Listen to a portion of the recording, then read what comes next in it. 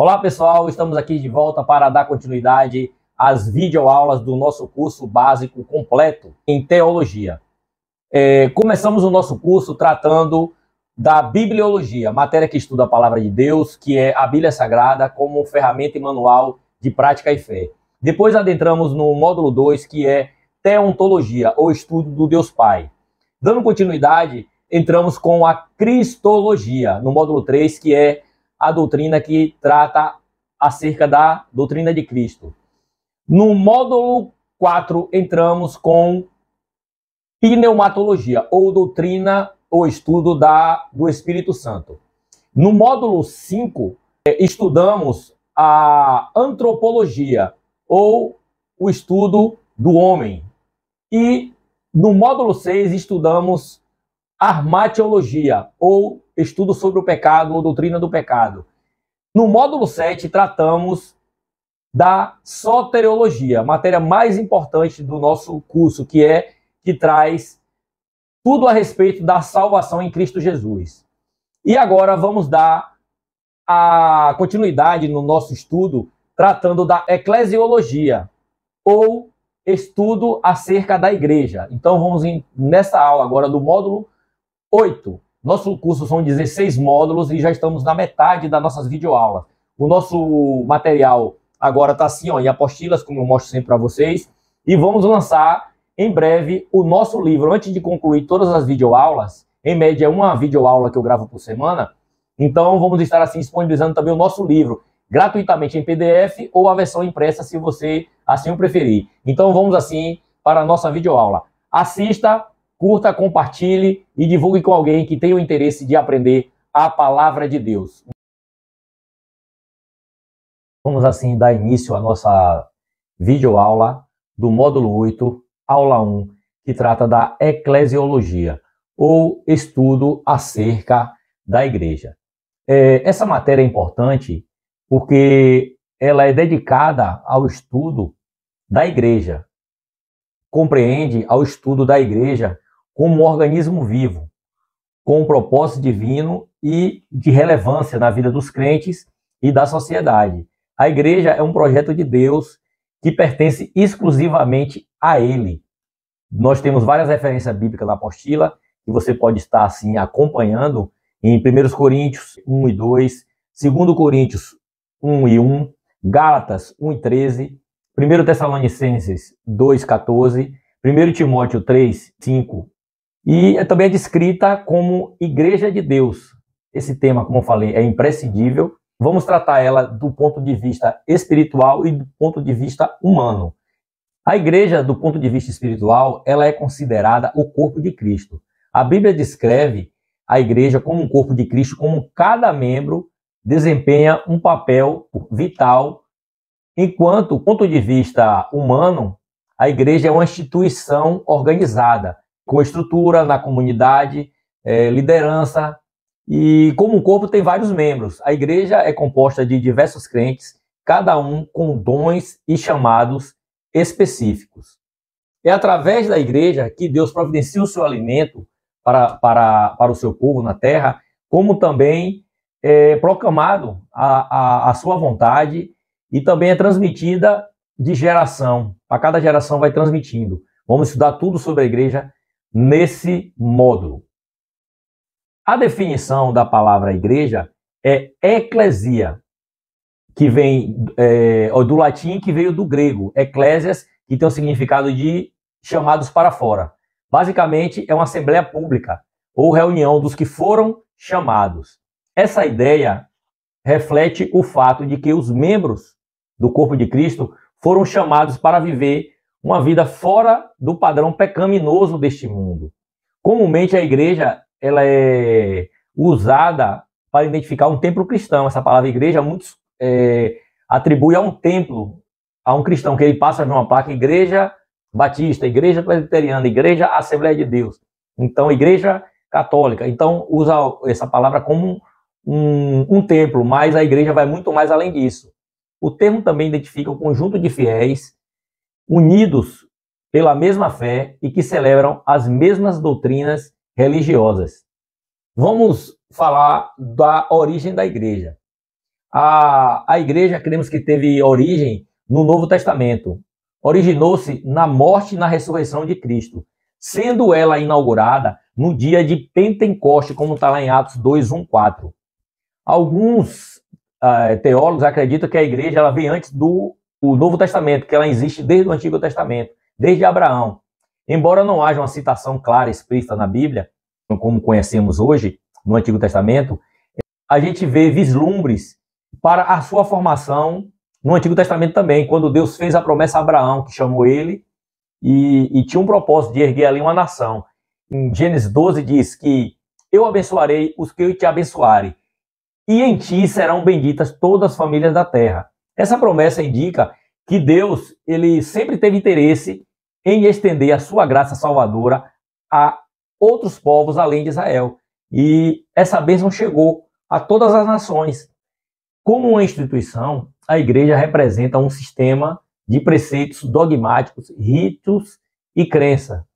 Na Bíblia, a igreja aparece como um corpo de pessoas chamadas para fora do pecado, para serem santos, e isso ajuda-nos a olhar com riqueza a descrição que Paulo diz: igreja de Deus, a qual ele comprou com o seu próprio sangue, em Atos 10, 28.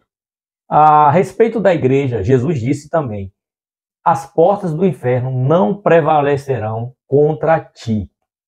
Vamos falar agora sobre fundamentos da igreja. Alguns interpretam que Jesus estava se referindo diretamente a Pedro como o fundamento da igreja, como lemos lá em Atos 16. Enquanto outros veem a pedra como a confissão de Pedro em reconhecer Jesus Cristo como Filho de Deus, como está lá em Atos 4:11, que nos diz: este Jesus é a pedra que vocês, construtores, rejeitaram e se tornou a pedra angular. Essa pedra angular é a pedra fundamental, ou a pedra que dá sustentação a toda a obra. Sem essa pedra não tem construção, não tem edificação. Cremos que Jesus é a pedra, então Cristo é a rocha. Ele é a pedra principal dessa edificação que se chama igreja. Essa passagem Pedro enfatiza que Jesus, inicialmente rejeitado, tornou-se a base. É a base sólida sobre a qual a igreja é construída. Ele é a rocha firme que sustenta nossa fé e nossa esperança. Vamos tratar aqui da doutrina bíblica em relação à igreja. Vemos lá o registro em Atos 2:42, a qual traz a descrição da igreja dos apóstolos. A igreja deve estar fundamentada na palavra de Deus. Isso significa que ela deve ensinar as verdades reveladas na Escritura, na palavra. Em Atos 2 diz assim, que ela permanecia, vamos lá, doutrina dos apóstolos, os apóstolos que conviveram com Jesus e receberam ensinamentos direto dele, transmitiram as verdades à igreja. A doutrina era sólida e essencial para o crescimento e a fé dos primeiros cristãos. Eles também, além da doutrina dos apóstolos, eles viviam em comunhão. A palavra grega kainonia significa compartilhar. A igreja primitiva estava unida com o propósito e mantendo laços firmes em torno de Jesus Cristo. Também eles partiam do pão. Este termo se refere, creio que, à ceia do Senhor, simbolizando a unidade dos crentes no corpo de Cristo. Então eles tinham essa comunhão no partir do pão, a qual fazemos todos os meses na Santa Ceia. E eles também perseveravam em oração, como diz lá em Atos, buscando a Deus constantemente. A igreja primitiva foi fundamentada na palavra de Deus, a viver em comunhão, a celebrar a Santa Ceia e a cultivar uma vida de oração, mantendo-se na doutrina dos apóstolos. Vamos falar agora sobre a igreja e a sua organização. A igreja pode ser compreendida, como falamos, tanto como um organismo como uma organização. A igreja é comparada a um corpo vivo, assim como um organismo. Ela é formada por diferentes partes que trabalham juntas. A Bíblia se refere à Bíblia como o corpo de Cristo, e Jesus é a cabeça deste corpo, como está lá em Efésios 5, 23 e 1 Coríntios 12, 27. Assim como um corpo não funciona bem quando as partes não estão em harmonia, a igreja também opera da mesma maneira. Então, a igreja é comparada a um corpo, porque todos os membros interligados têm as suas funções integradas ali, que forma o corpo, como falamos, a qual Cristo é a cabeça. Mas a igreja também ela é compreendida como uma organização. Desde que se deu início, a igreja ela tinha uma estrutura organizada. Os apóstolos lideravam centralmente. Está lá em Atos 16:4. Elas também ensinavam, cuidavam das finanças, nomeavam líderes locais, se reunia em concílios, como está lá em Atos 2:37, Atos 6:6 e também Atos 14:23. Uma igreja organizada pode se adaptar às mudanças sociais, enquanto o institucionalismo, a igreja ela pode se tornar rígida e ineficaz também. A igreja existe como um organismo vivo e também como uma organização, e ambas são essenciais para o seu funcionamento e crescimento. Portanto, a igreja é mais do que uma estrutura física, ela é um organismo vivo, composto de pessoas nascidas de novo através do Espírito Santo, e também uma organização que busca servir e adorar a Deus. Há pelo menos 3 tipos de governo da igreja. Vamos falar aqui sobre eles. Tem a igreja episcopal, a qual tem apenas um líder, todos estão debaixo dessa única autoridade. Tem também o modelo presbiterial. Essas tomadas de decisões, ela ocorre em uma assembleia, e isso escolhe o presbítero que irá representar a igreja local. Tem também um modelo que é conhecido como o modelo congregacional. Já no modelo da igreja congregacional, ela é uma liderança de igreja compartilhada. Nesse modelo, cada congregação local ela é autônoma e toma suas próprias decisões. Ela enfatiza a liberdade individual das congregações. Esse sistema de governo eclesiástico varia em termos de autoridade, estruturas e tomadas de decisões. Cada um tem suas vantagens e desafios. A escolha depende de cada um, meio aí de tradição e crenças específicas de cada denominação. Então, esse modelo de governo da igreja ele pode variar um pouco, como falamos aqui. Mas tem a organização espiritual da igreja. Essa organização refere-se essencialmente à sua liturgia. Trata-se da administração de culto, a adoração coletiva, a prática das ordenanças deixadas, como Santa Ceia, batismo. Mesmo que não haja uma forma prescrita e específica de liturgia dos cultos, devemos primar pelo ensinamento de Jesus, no sentido de promover a comunhão com Deus e com os irmãos. É importante a igreja ter essa união e compartilhar da visão que Deus tem para o seu povo. As dimensões da igreja na terra. A igreja também ela pode ser vista como a igreja no sentido universal, que fala de todas as igrejas que existem no mundo, do passado, do presente e também do futuro. Porque assim como temos um corpo com muitos membros, e nem todos os membros são da mesma operação, assim nós que somos muitos, somos um só corpo, mas individualmente somos membros uns dos outros, como Paulo deixa descrito lá em Romanos 12:4 e 5.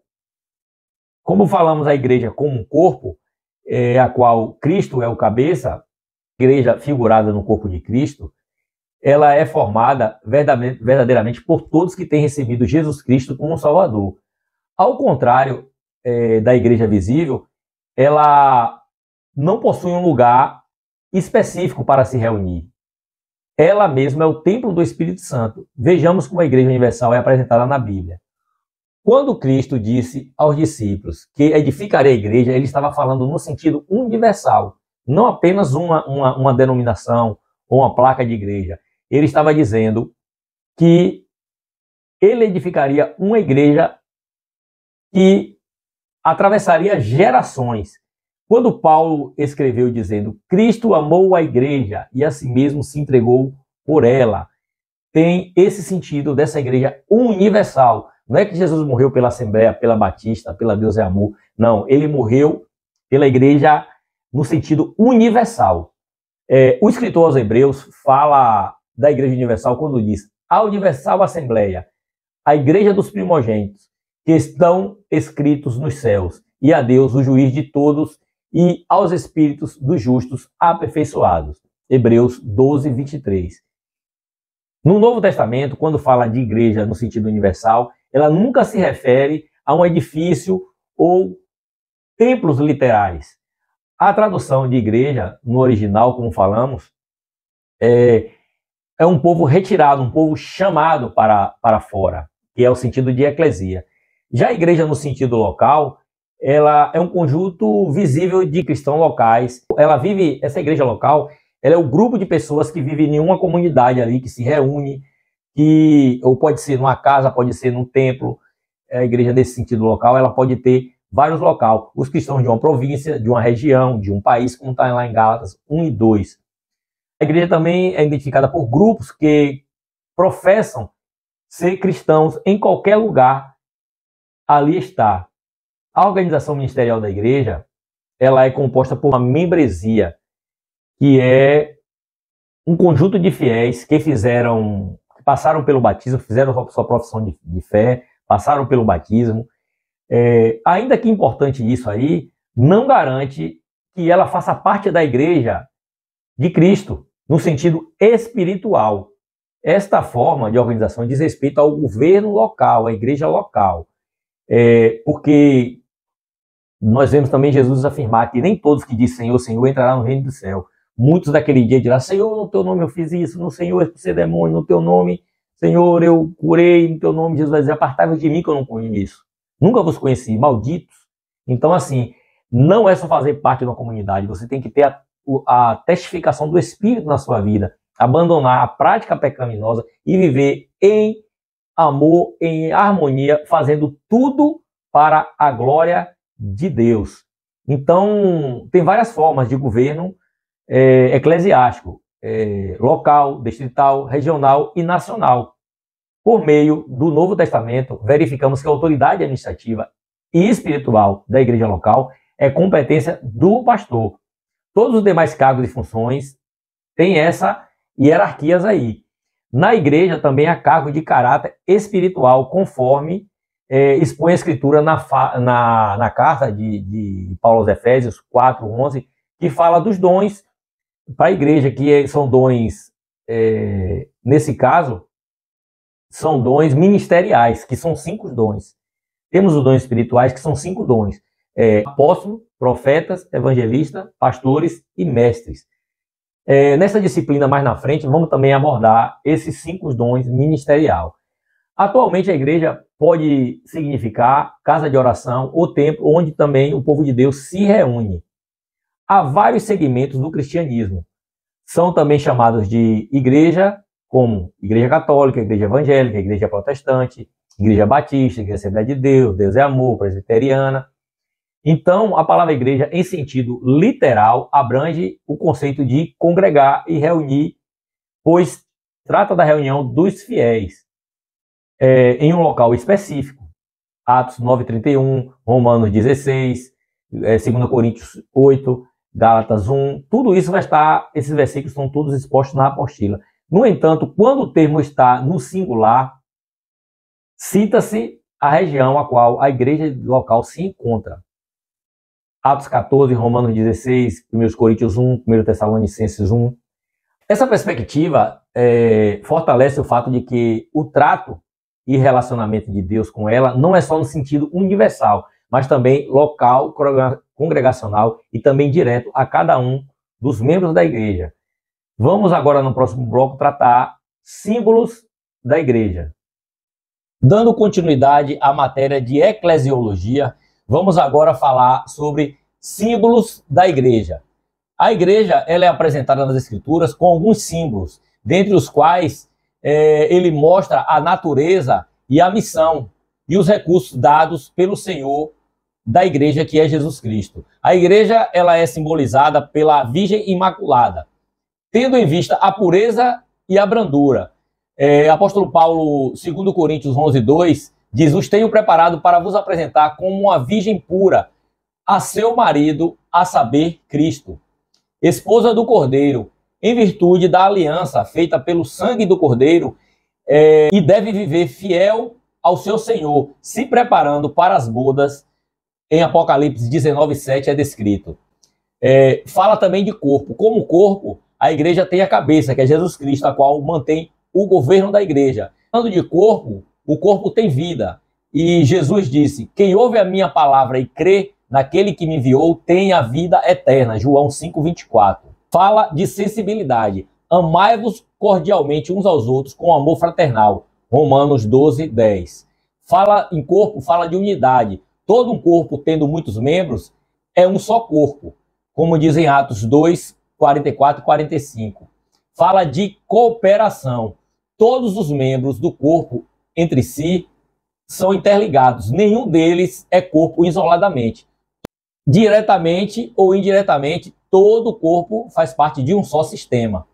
Fala de corpo, ele fala de crescimento, que cresce através da alimentação, absorvendo seus nutrientes. Isso é também figurado na palavra de Deus, em 2 Pedro 3,18. A igreja também é comparada a um exército. A palavra de Deus diz: nos demais, meus irmãos, fortalecei-vos no Senhor e na força do seu poder, revestidos de toda a armadura de Deus, para que possais estar firmes contra as astutas ciladas do diabo. Efésios 6, 10 e 11.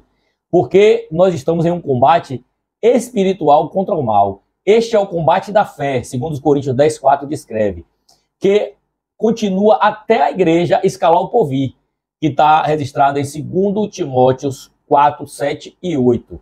Essa batalha Jesus iniciou no seu ministério e concluiu e venceu na cruz do Calvário, morrendo e ressuscitando por nós, e com isso desarmou as potências e potestades malignas. Colossenses 2,15. No presente, os cristãos nós estamos empenhados numa guerra espiritual que travamos mediante, não é por forças humanas, mas no poder do Espírito. Está lá em Romanos 8, 13. Contra os desejos, esses desejos corruptos que nós temos em nós mesmos ali impregnados. 1 Pedro 2,11, Gálatas 5,17 mostra isso. Também contra as tentações, que são os prazeres do mundo ímpio e todos os tipos de tentações. Mateus 13:22, Tiago 1:14 e 15, Gálatas 1:4. Contra Satanás e toda a sua força maligna. Então, estamos em constante batalha. Também somos comparados a um edifício, edificada pelo próprio Deus em Jesus. A igreja tem como fundamento a doutrina dos apóstolos e dos profetas. 1 Coríntios 3:9.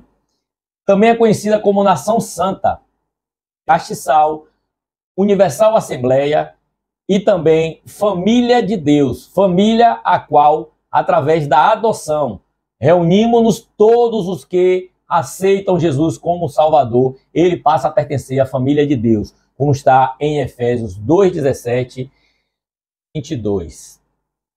Vamos falar da igreja primitiva. Ela está descrita em Atos 2:42, Atos 14:21, Atos 15:36, 16:4 e 18, versículo 23. O objetivo da igreja primitiva sempre foi de levar o evangelho. Como pessoas e como igrejas, devemos levar o evangelho e discipular pessoas com um alvo maior, que é edificá-las na expansão e no fortalecimento. É o dever da igreja, aprendemos também na igreja de Atos, que é dever da igreja oferecer o evangelho da graça de Deus e convidar pessoas para que se convertam dos seus pecados e creiam no evangelho, cuidando também para não cair num ativismo, perdendo a essência. Ele sabia que a comissão era edificar a igreja no sentido universal, tanto na implantação de igrejas locais, ao seu tempo, mas também o apóstolo aqui, ele fala que esses resultados e esse trabalho, ele estava nas mãos, sendo providos pela mão de Deus, pela providência divina. As ordenanças da igreja. A igreja do Senhor Jesus tem contato direto com o próprio Cristo, e isso é por meio da fé. Porém, há duas cerimônias que são essenciais, divinamente ordenadas, a saber, o batismo nas águas e a Santa Ceia. Essas duas ordenanças, elas são importantes porque a primeira começou no início do ministério de Cristo, quando Jesus Cristo ele pediu para ser batizado. João Batista, ele até se recusou, não queria batizar Jesus Cristo, mas aceitou batizar, porque Jesus,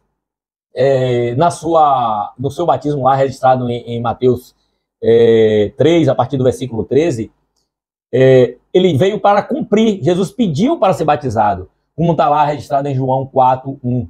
Jesus também ordenou aos seus discípulos que fizessem isso. Na grande comissão, Jesus disse: ide por todo o mundo, a todas as nações, e também batizar em nome do Pai, do Filho e do Espírito Santo, ensinando a guardar todas as coisas que vos tenho mandado. E ainda, eis que estou convosco todos os dias, até a consumação do século. Então, vamos fazer isso. Com Pedro também, Pedro disse: arrependei-vos cada um e seja batizado, em nome de Jesus Cristo. Está lá em Atos 2:38. Com Paulo, Paulo também fala do batismo. Fomos batizados na morte de Cristo. Assim como Cristo morreu e emergiu a sepultura e ressuscitou, nós também emergimos da água e ressuscitamos para uma nova vida, matando o velho homem e passando a viver a nova natureza, como está escrito: quem está em Cristo, nova criatura é. Esse significado, como falamos, é de morte e ressurreição, morrendo para a velha natureza e nascendo como um novo homem.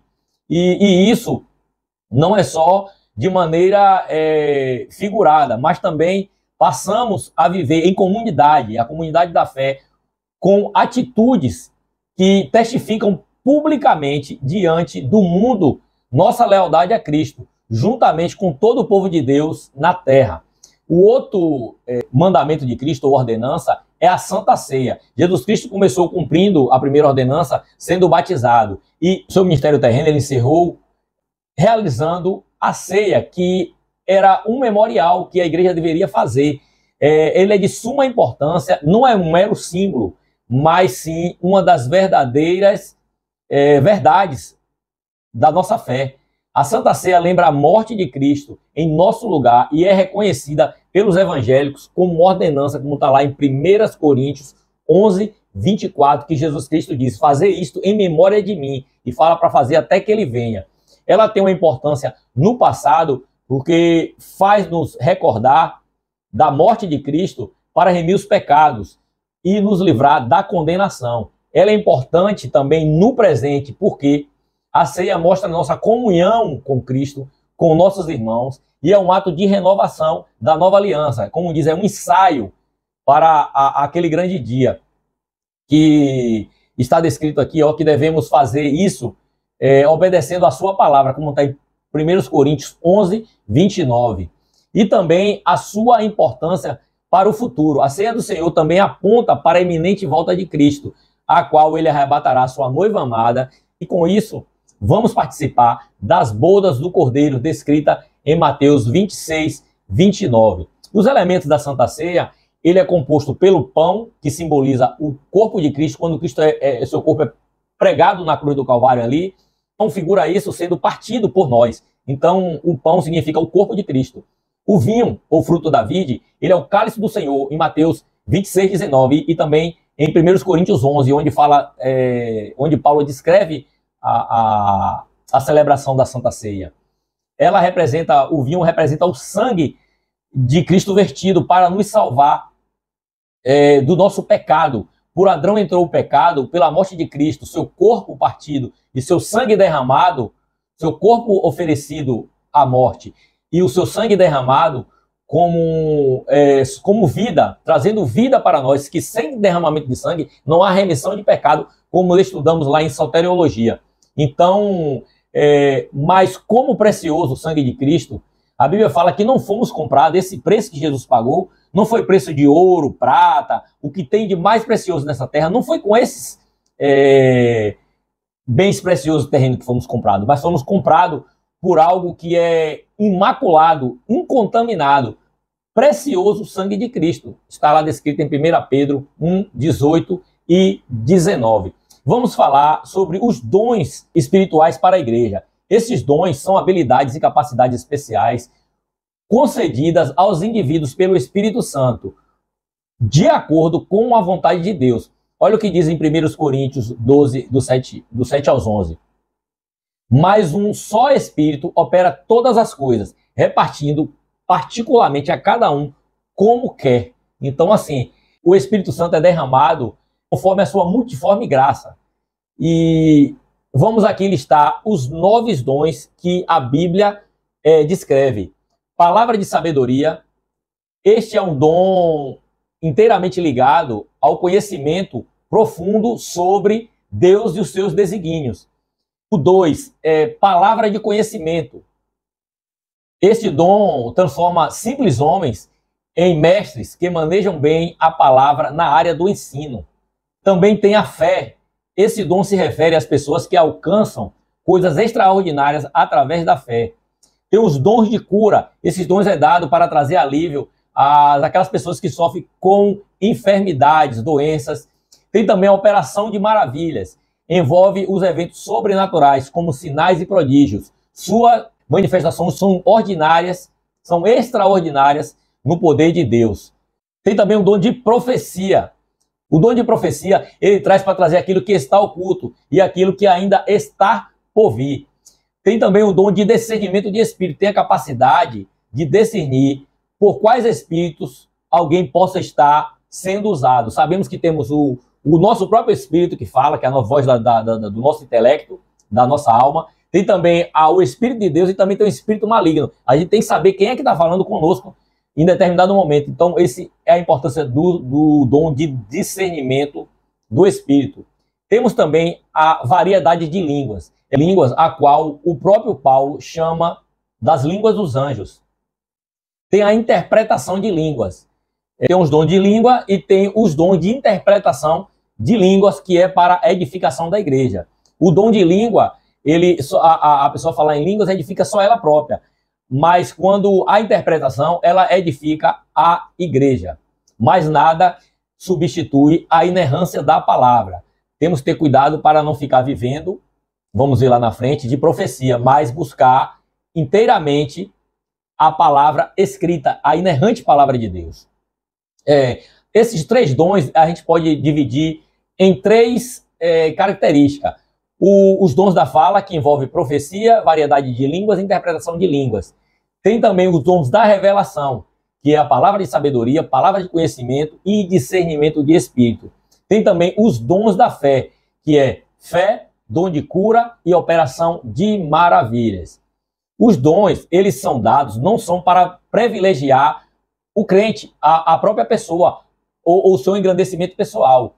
Os dons, ele existe para unir o corpo de Cristo e para tornar eficiente o trabalho na obra de Deus. Então, é importante buscarmos esses dons para a nossa vida e, com isso, servir uns aos outros. E toda a glória e toda a honra sempre é dada ao Senhor, que é o dono dos dons. Vamos falar agora dos 5 dons do ministério. O dom de ministério está presente para capacitar uma pessoa para a obra de Deus. Para permanecer em um dos 5 ofícios, a saber, apóstolos, profetas, evangelistas, pastores e mestre. Está descrito bem isso em Efésios 4:11. Todo pastor, ele deve ser um mestre. Ou seja, ele deve ter conhecimento das doutrinas fundamentais, do Evangelho de Cristo. Por outro lado, nem todo mestre ele é pastor. O mestre instrui, prepara e consolida o rebanho. Atos 13:1 fala sobre isso. Vamos lá falar sobre o apostolado. Apóstolo é aquele que lança o fundamento. O significado é enviar alguém a uma missão especial, como mensageiro e representante da pessoa que envia. O título é usado também em Cristo. Hebreus 3:11 diz que ele é apóstolo e o nosso sumo sacerdote. Também é aplicado aos 12, como está lá em Mateus 10:2, foram os apóstolos escolhidos por Jesus. Tem também o apóstolo Paulo, com uma responsabilidade especial. Estes homens eram de reconhecida e destacada liderança espiritual. O evangelho, ele confirmava através de milagres. Estes homens, ele cuidava do estabelecimento das igrejas, da fundação e também da perseverança ali, na pureza apostólica. Eram servos, eles viajavam, eram itinerantes. Suas vidas eram dadas em favor do Senhor Jesus Cristo e da propagação do evangelho, como está nos versículos que já mencionamos e também descritos na apostila. o ministério do apóstolo, nesse sentido, restrito e exclusivo. E não há repetição. O próprio apóstolo Paulo ele escreve: e por derradeiro de todos apareceu-me também a mim, como um abortivo, ou um nascido fora de tempo. Está lá em 1 Coríntios 15:8. O apóstolo Paulo se considerava o menor e indigno também de ser apóstolo. Dessa maneira aqui, vemos que também, como falamos aqui, ela se encerrou ali, porque foram os escolhidos para a implantação da igreja na terra. Ela precisou, Jesus Cristo nomeou aqueles 12 apóstolos. Depois, o próprio Cristo, ele é apóstolo, como está lá escrito em Hebreus, como falamos. Tem os 12 apóstolos, e Paulo, como disse, que é um nascido fora do tempo, a qual Jesus escolheu para ser missionário, para expandir a igreja além de Jerusalém e Samaria e os confins da terra, e chegou até nós hoje. Para dar continuação aqui nos dons ministeriais, eu gostaria de ler aqui em Efésios 2, o versículo 19, que tem aqui: um templo para o Senhor. Portanto, vocês já não são estranhos e forasteiros, mas co-cidadãos do povo santo e membros da família de Deus. Juntos somos sua casa, edificados sobre o alicerce dos apóstolos, alicerçado apóstolos, que lemos anterior, e profetas, que vamos ler agora. E a pedra angular, que é o próprio Cristo. Nele somos firmemente unidos, constituindo um templo santo para o Senhor. Por meio dele, vocês também estão sendo edificados como parte desta habitação, onde Deus vive por seu Espírito. Então, eu creio aqui, nos dons ministeriais, nós vemos aqui o edificado sobre o alicerce dos apóstolos e dos profetas. Então, a gente não pode mudar muita coisa nesse sentido. E isso foi usado para o estabelecimento e a consolidação da palavra inspirada, que é a Escritura. Hoje vemos muitas vezes essa questão de profecia, o profeta, às vezes o que revela traz mais confusão do que edificação. Através de uma profecia, uma profetada, ocorrem muitos problemas, divisões. A pessoa, Deus profetizou isso, aí ele vai sem consultar a palavra de Deus, porque vai na palavra de um profeta. Hoje temos muitos casos de falsas profecias que elas não servem para a edificação do reino, não servem para a edificação da igreja. Aqui está dizendo que os apóstolos e os profetas lançaram base sobre a pedra fundamental, que é Cristo. Então, eu acho que isso aí fica bem claro. Então, a gente deve ter cuidado para ver se o que está sendo dito, usado como profecia, ele está em conformidade do que está escrito. O próprio apóstolo Paulo, ele falou que se ele viesse trazendo algo diferente, além do que está posto, se ele acrescentasse alguma coisa, que ele fosse anátema. Então, não devemos se guiar por palavras, por profecias de homens, antes submetendo ela à palavra de Deus. Vamos falar aqui agora que é o dom de evangelista. O dom de evangelista é aquele que persuade o ouvinte através do poder da palavra pregada. É o que traz almas para dentro do edifício, que é a igreja, para o templo. Então, o evangelista tem a função de levar a palavra. E do grego significa proclamador das boas novas. Jesus foi o maior evangelista de todos os tempos.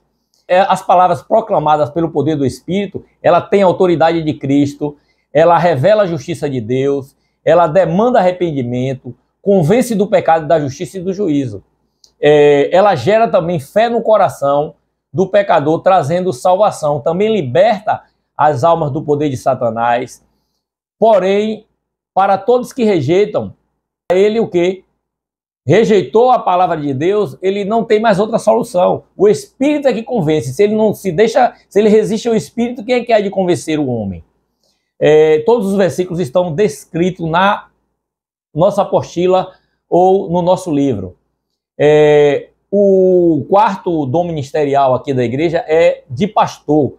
O pastor, ele guarda, orienta, protege e edifica o rebanho. A palavra pastor, ela vem no sentido de apacentar, homem que apacenta as ovelhas. Está lá em João 10:11. Em várias passagens bíblicas, o povo é chamado de ovelhas. E aqueles que delas cuidam são os pastores. Está lá em Salmos 23, Jeremias 3:15, Ezequiel 34:22. No sentido agora espiritual, o pastor, ele tem um dom dado por Deus e do Senhor Jesus Cristo para a sua igreja. O pastor, ele, com esse dom, ele alimenta as ovelhas, ele guia, como eu falei, ele protege e ajuda o rebanho em todas as suas necessidades. Ele ama as ovelhas, ele segue à frente delas, coloca-se na retaguarda ali, conforme o caso, com o cajado, ele livra a ovelha do precipício e com vara também corrige disciplinas mais rebeldes, mas tudo com amor e compreensão. E tem também o dom ministerial de mestre. Mestre é aquele que instrui com habilidade e também com a unção do Espírito, sabendo do seu chamado. Na simbologia do mestre, é aquele que faz a arrumação ali, colocando as coisas em cada um no seu lugar. Mestre vem do grego rabi, ou instrutor. A Bíblia chama várias vezes também Jesus de mestre. O principal papel do mestre era o de ensinar as pessoas, coisa que Jesus também fazia, como está lá em Mateus 9:35. Os mestres são aqueles que têm de Deus um dom especial para esclarecer, expor e proclamar a palavra de Deus, a fim de edificar o corpo de Cristo, como está em Efésios 4:12. A missão dos mestres bíblicos, daquele que ensina, é fazer o quê? Defender e preservar, mediante a ajuda do Espírito Santo, levar fielmente aquilo que a Bíblia diz. Tem o dever de conduzir a igreja à revelação bíblica, a mensagem original dos apóstolos e dos profetas, a qual está lançada, como lemos lá, em Efésios 2, a partir do 19 até o 22, Cristo, que é a pedra angular. Ele tem o dever de conduzir a igreja no propósito principal do ensino. Então, o propósito, resumindo, o mestre, o dom ministerial de ensinar, a Bíblia diz que é um compromisso inarredável. Ele precisa estar ali presente na igreja. Ele também evidencia a sua vida cristã, não só do que fala, mas também do que vive, do amor, da pureza, da fé, da piedade sincera. A igreja, agora um alerta, a igreja que descuida do ensino dos mestres, fiéis à revelação bíblica, não vai se preocupar pela autenticidade e qualidade da mensagem bíblica. E também não vai se preocupar pela interpretação correta dos textos bíblicos. Receber, muitas vezes, textos sem contextos, trazendo heresias para a igreja. A igreja onde o ministério do ensino está calado não terá firmeza na verdade. A igreja onde o ministério de ensino está calado, ela não terá firmeza na verdade. Tal igreja aceitará várias doutrinas sem objeções e nela práticas religiosas, ideias humanas serão de fato seu guia. No que tange a doutrina, padrões e práticas dessa igreja, ela vai estar aberta a tudo, quando ela deveria ser somente bíblica, sobre o fundamento dos apóstolos, profeta, que está sobre a pedra angular, que é Cristo. A igreja, ela é dedicada ao ensino, terá seus ensinos, trabalhos, práticas, regidos pelos princípios originais e fundamentais do Evangelho, como os disse. E isso vai desmascarar os falsos ensinos e manter a pureza da mensagem de Cristo. E será conhecida de seus membros. Jesus está numa classe especial, queridos. Que Jesus ele possuía os 5 dons ministeriais.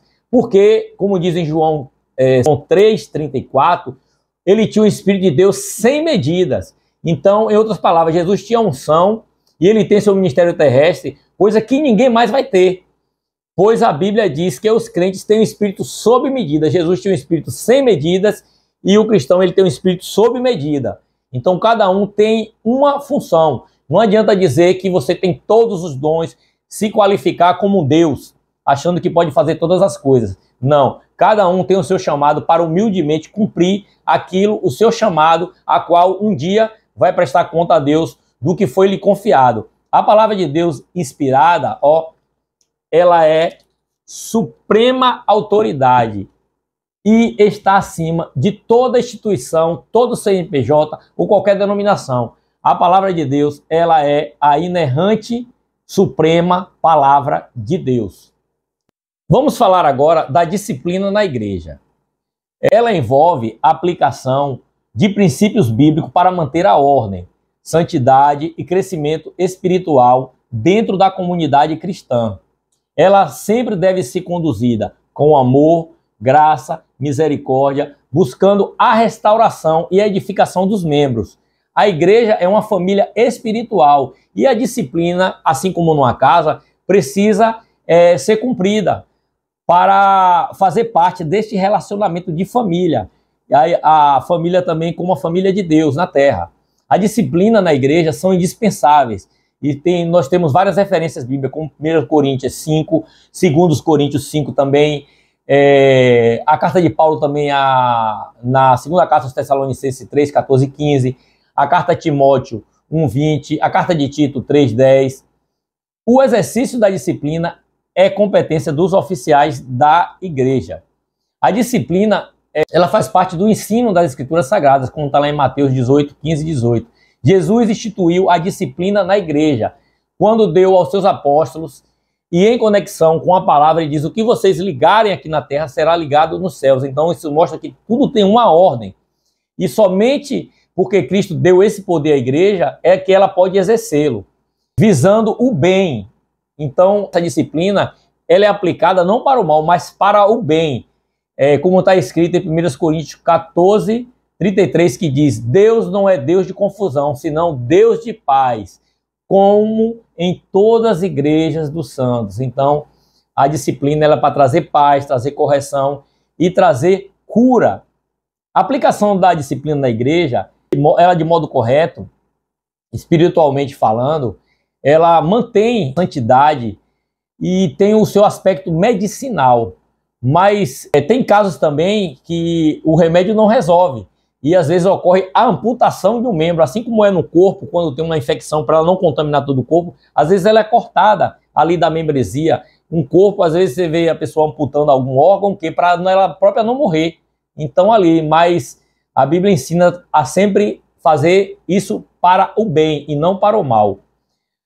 As igrejas, quando ela relaxa na disciplina, ela pode descobrir mais cedo ou mais tarde que está em uma influência errada de trevas, que quando a luz chegar, vai mostrar abusos nas coisas santas. Então, é preciso a disciplina ser exercida com a finalidade de perdão, consolo e amor. Segundo os Coríntios 2, 7 e 8, 1 Coríntios 5, 9 aos 13. Vamos agora tratar, no tópico 13, da missão da Igreja de Cristo na Terra. Vamos falar aqui pelo menos 4 missões que a igreja tem. A primeira, a igreja é chamada para adorar e servir a Deus, como lugar da sua habitação. João 4, 23, Atos 13 e 1 Coríntios 3, 16. Ela também, como corpo, tem a missão de edificar uns aos outros, vivendo em amor, santidade e comunhão, sendo o sal da terra e luz do mundo. 1 Coríntios 12, 12 aos 27. A igreja também tem a missão de evangelizar o mundo, esse mundo perdido que precisa da palavra de Deus, e levar a mensagem de boa nova, a mensagem do evangelho a toda criatura, como é mandamento de Jesus em Marcos 16, 15 e Mateus 28, 19 e 20. Então Jesus mandou pregar, evangelizar, ensinar e fazer discípulos. Também a igreja tem missão de ser luz, luz que ilumina o mundo que está em densas trevas, Mateus 5, 14 e 16. Então a igreja é adorar e servir a Deus. 2, edificar uns aos outros. 3, evangelizar o mundo perdido. E 4, ser luz do mundo. Em resumo, a igreja tem a responsabilidade com Deus, consigo mesma e com o mundo. Para isso, ela foi capacitada. Deve buscar incessantemente o reino de Deus em todas as suas manifestações, tendo sede e fome pela presença e pelo poder de Deus, tanto na sua vida como no meio de sua comunidade cristã.